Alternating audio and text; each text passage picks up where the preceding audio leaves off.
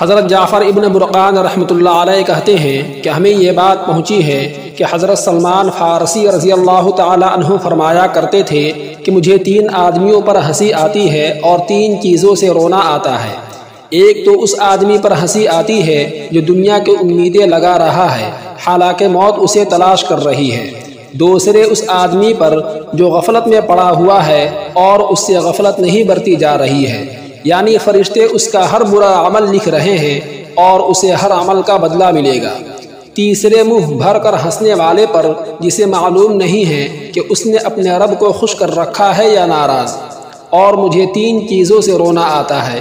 پہلی چیز محبوب دوستوں یعنی حضرت محمد مصطفیٰ صلی اللہ علیہ وسلم اور ان کی جماعت کی جدائی۔ دوسری موت کی سختی کے وقت آخرت کے نظر آنے والے مناظر کے ہولناکی۔ تیسری اللہ رب العالمین کے سامنے کھڑا ہونا جبکہ مجھے یہ معلوم نہیں ہوگا کہ میں جہنم میں جاؤں گا یا جنت میں۔